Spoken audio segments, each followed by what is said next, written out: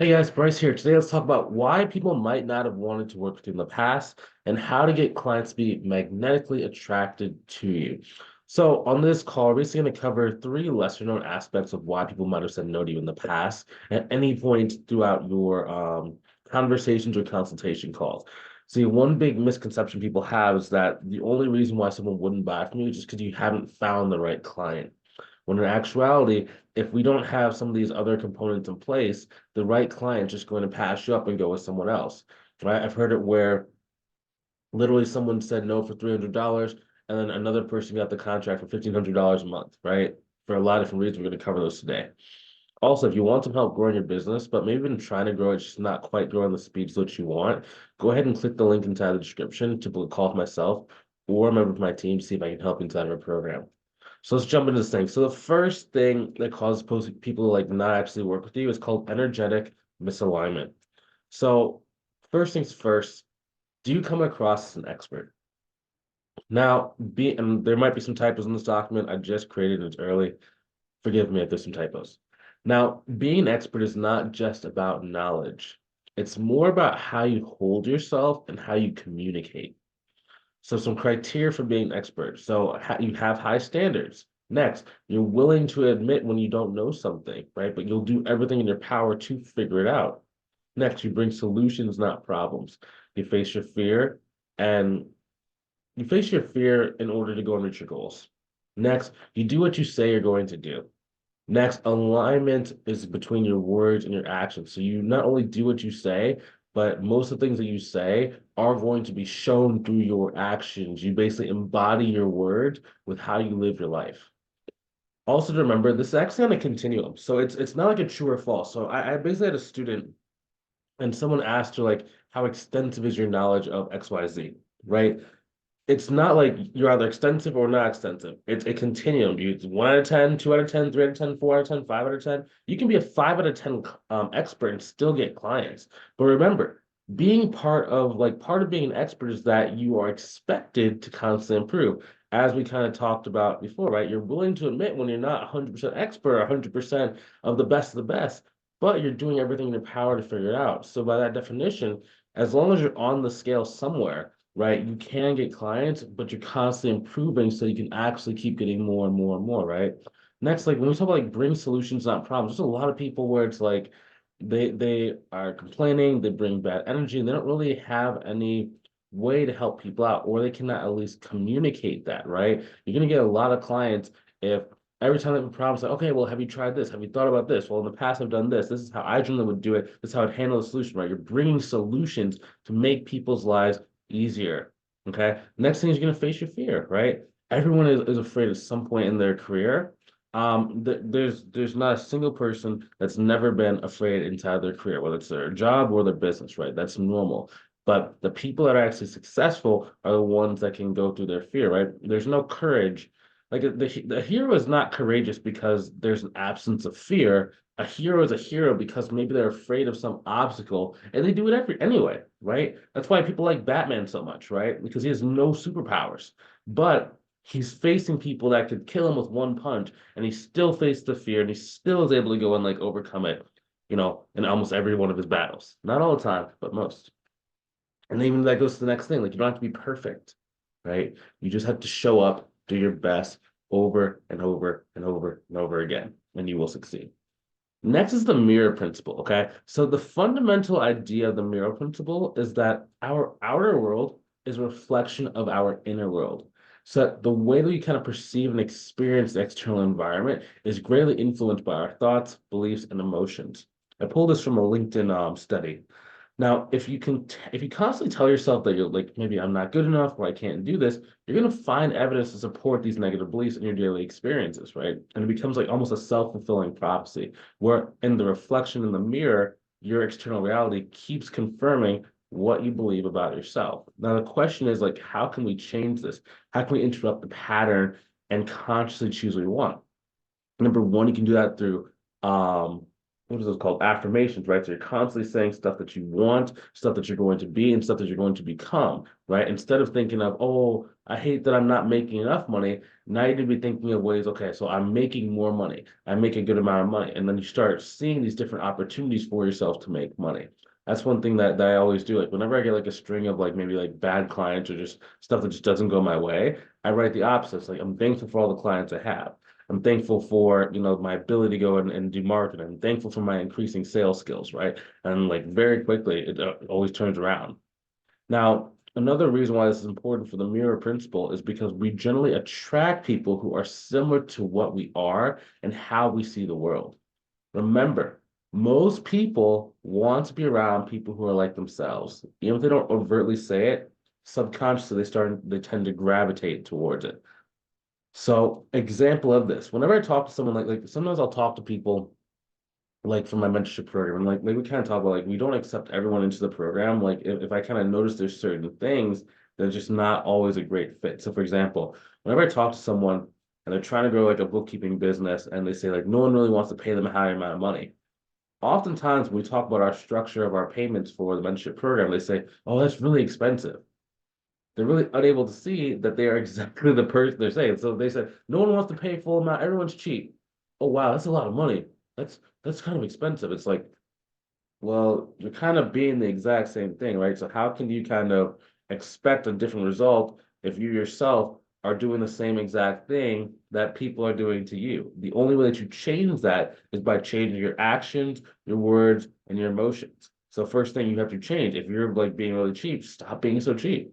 That was one thing I did. Like, so people ask like, how was I able to pay or to charge $20,000 for like my first big cleanup project. It's because I just paid a coach about $22,000, right? And I'm like, I was like, wait. So if I can pay $22,000, and I'm not making $1 million. This person that's like a $3 million per year company definitely can do that. And it was like it just opened my mind to being able to do that, right? But it's only because I first was able to do that. Up until then, like I never charged $20,000 for something, right? That's a one time for one contract. That was crazy to me, right? And there's no way I could have done that, unless I had actually been desensitized. That's another reason too, is like you actually become desensitized to the amounts of money you're asking for. Sometimes when people like ask or say their price, it comes across more like a question, like, um, it's gonna be 7,000 $7,000.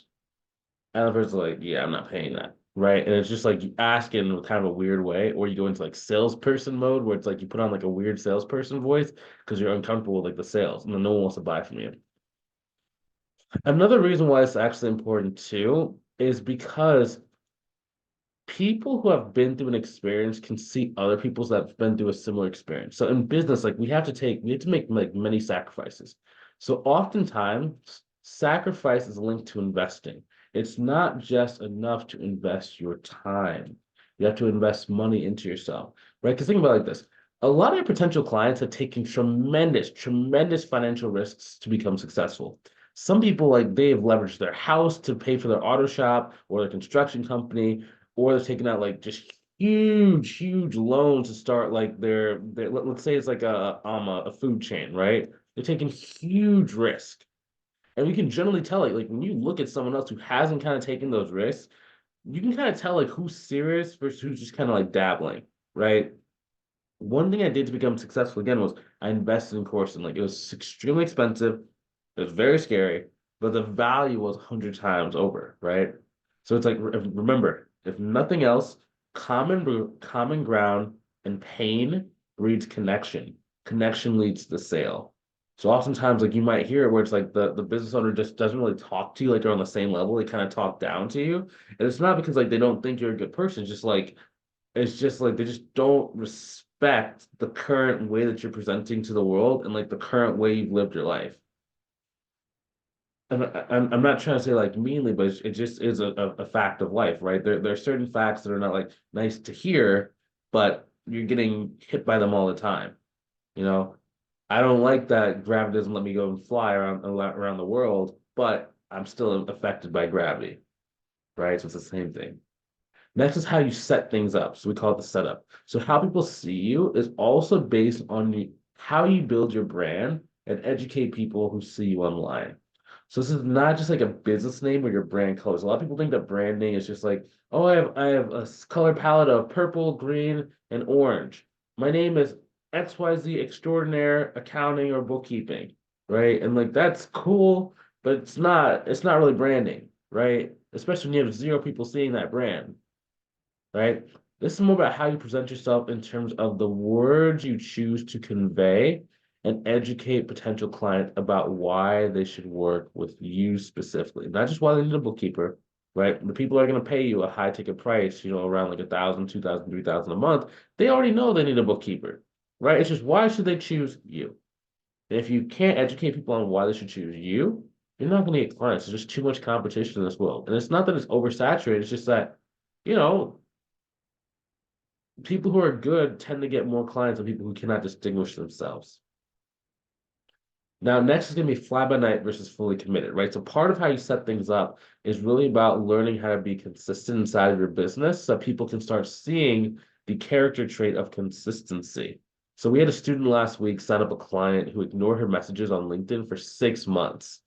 Then she out on the call when they spoke, she goes, "Yeah, so what made you decide to get started now?" I said, "Oh, well, I wanted to work with you, but I just want to make sure you're gonna like be here for the long haul." It's like you gotta understand most of your competition just kind of dabbles in this game. Right? They plan for 60 days, they try to get clients for 30 days, they then get distracted by life, and then they try again 6 months to a year later.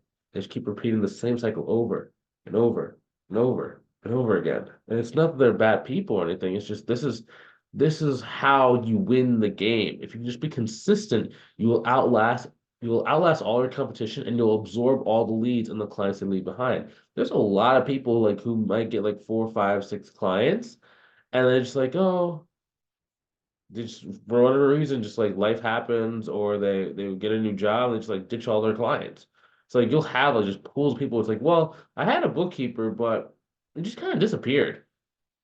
Well, my CPA, I haven't really been able to talk to my CPA for a while. I don't know kind of what happened. I think they went out of business. I don't know. I think he retired, right? It's just like all you gotta do is just be there long enough and you're gonna sweep those people up. And that's why it's like anytime you hear on LinkedIn where someone's like, oh, I already have a bookkeeper, I already have an accountant, like a lot of people are starting out, they're like, oh, that's negative. I hate that. Everyone's telling me they haven't. It's like that's the best thing you can hear because you know they already paid for your service. It's almost like getting new shoes. Okay, who do you want to talk to? Someone that walks around barefoot in downtown New York, or the person that has shoes on right now? I'm going to talk to the person that has shoes because they're either going to want to get new shoes, the shoes are going to wear out, the shoes might fall apart, and I know they're going to be in the market. They've already spent money on the thing I'm selling, so I want to talk to people who have shoes on, right? So it's the same thing. You just gotta be patient, right? You just can't live your life in 30-day cycles, 90-day cycles. I know if you're yeah, just don't live your life in 90-day cycles. Live in like 6 months to a year long time frame. Like it's so much easier to win over the span of a year than it is to win over the span of like 10 days, right? You have more margin for error. You have more ability to cushion the blow or cushion almost like spreading out the risk over time, right? The shorter time frame, like for example, like stock trading, who makes the most money on average? Is it the day traders or is it the long-term investors that, work with the market, right? It's generally going to be the long-term investors that work with the market because in a day trade, you have to make a lot of day trades and each one of them has to be right, or you have to have like a certain market error. Without getting into like the specifics of stock trading and stuff, I know there's some experts watch this channel. I'm talking to you, James. James, one of our students in our program. He does both stock trading. He has a coaching business and he has like a pretty good bookkeeping business right now. I know that the explanation of day trading, he's probably be like, hey man, that's totally wrong. But on average, people that do make the most amount of money are generally people that buy and hold for the long haul because they don't have to be right as much time. The market naturally brings things up because we always get better over time. The economy is always expanding. Even though it goes down, sometimes it goes right back up. Cool. Next thing is your materials, right? So do you have a digital brochure with a list of services that you can perform for clients? Now you might have heard me in times past say like, don't make a brochure first. I'm not saying to make a brochure first, but I'm saying like most people make a brochure and same thing with their website and their colors because they just want it there just in case someone needs it. I'm talking about specific one-page PDF where as you're talking to clients, you're able to send it to them, people who are serious. It makes a heck of a lot different. So it's not the fact that you have it or you don't have it, it's when do you use it? And are you making it so that one day you'll be able to use it, or are you making it because you need to use it right away? Right? Now, if you don't have one of those kind of digital brochures, we actually give you one type of program so you don't have to like make it from scratch. So one of our students named Rick, he was actually kind of new to doing accounting and bookkeeping. So he got his first client for about $7,000 up front, then about $4,000 a month using one of the digital brochure templates we gave him. Now, Rick was engineer by trade. So like a lot of people are like, oh, well, in order for you to like a $4,000 a month client, like you have to have a million years experience. No, he was an engineer. He had only been doing like 6 months of like bookkeeping, so it's just like anyone can do it. It's just like, are you willing to put in the work to go hit the first set of clients? Like if you are, like you'll definitely win. Okay. I mean that's all this game is, just a little bit of hard work, a little bit consistent work. And it's like, I mean, compared to like some people who are like digging ditches, some people who are like, doing physical labor all day. I mean, this is simple. You just sit in a chair and you just like use the internet. Like it's so simple. Okay, now next you can put together white papers of who you've helped or how you've helped someone in the past to educate people on what it's like to actually work with you. So it's what it's like to work with you, what's your level of service, and what are the results they can get from working with you. Now, if you don't have any clients yet, like that's okay. You can also talk about past jobs you've done, right? Generally, the more that about you that a person knows, the before like okay, so let's say it's like the more someone knows about you before you do a consultation call, the easier it is to get them to sign up with you, right? A lot of people like struggle because like they don't really understand how to show someone who they are and show their character in a short period of time. It takes a long time. So as you get better at showing who your character is, and the more time someone can talk to you before you present them a price, the easier it is for you when you're actually on the call, right? So that's why it's like it's all about the setup.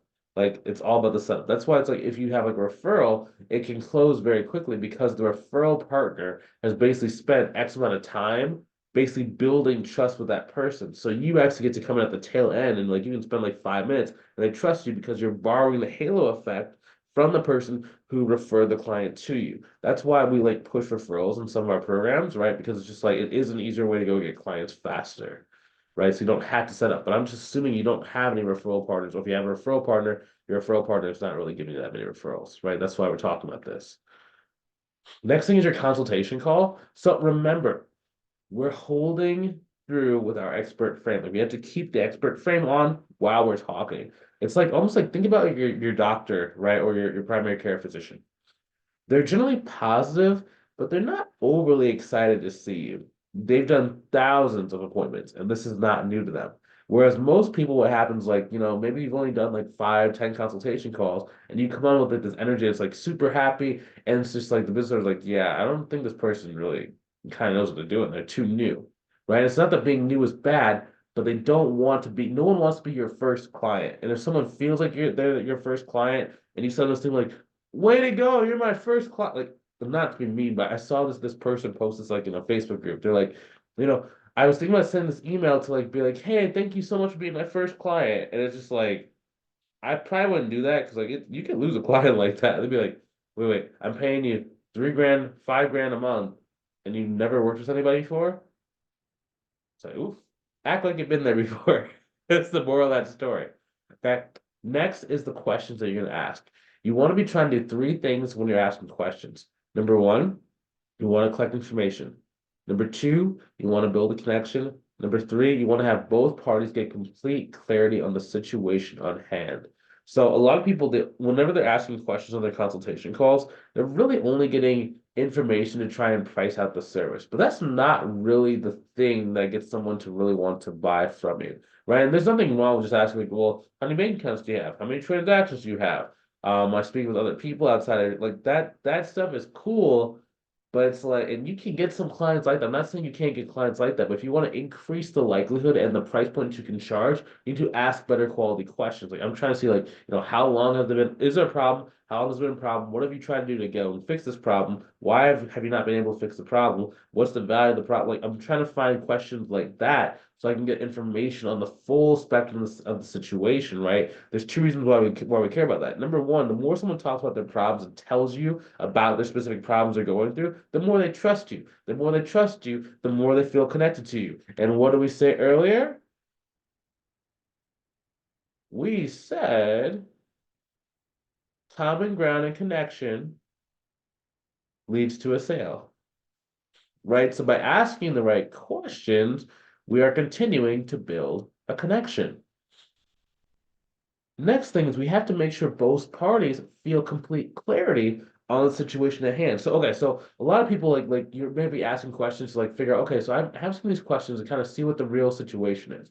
But it's not just for you, right? Part of the reason why a lot of people aren't really getting clients because they're too self-focused or too self-centered. No one wants necessarily for you to be rich. Like your clients don't just sign up with you just so you can be rich, right? They have a problem. You're offering a solution to help them. That's why you hear a lot of successful business owners talk about like, that business is all about service. It's because like you literally have to talk about like how you're gonna help someone else out all the time, right? So by asking good questions, you're actually helping the other person to see, wow, this is a really big problem. I've been procrastinating from this problem. I didn't know it was this big of a problem, or I just didn't really want to, face the music and handle this problem head on, right? So by showing them like this is something you can't really like, put off very long. You're building urgency. So they like you, they feel connected to you, they respect you, and now there's an urgent reason for them to get started. Of course, they're going to say yes on a much higher percentage. That's why the students in our program sign up like between 50 like 80% of the people they speak to, right? It's just because it's just like we just ask the right things and people just like you and you set things up properly, right? And these are the main like reasons why most people just, can't get clients. And if you just tweak these different things, just understand how to get good at them, you're definitely going to increase your percentage of people who are saying yes to you and reduce the amount of people who say no to you. Now, all the stuff we talked about in this video are stuff that we cover inside of our program. Like in all my videos that we talk about, the only reason why I have extensive information is because it's stuff I've had to build for my firm and stuff I've had to build for other students inside of our program. So if you want some help doing this, you want me to just install this inside of your business so you don't have to like do any of the guesswork or waste time trying to figure this stuff out on your own, go ahead and click the link inside the description, either above or below the video, to book a call with myself or a member of my team to see if we can help you inside of our training program. We install everything like this, make sure you go reach your goals, and then make sure you don't really have to spend much more time than what you have to trying to figure this stuff out. Okay. So if that's you, I'll see you on the call. If you're not quite ready, that's okay too. I will see you inside of the next video. Take it easy. Talk to you soon.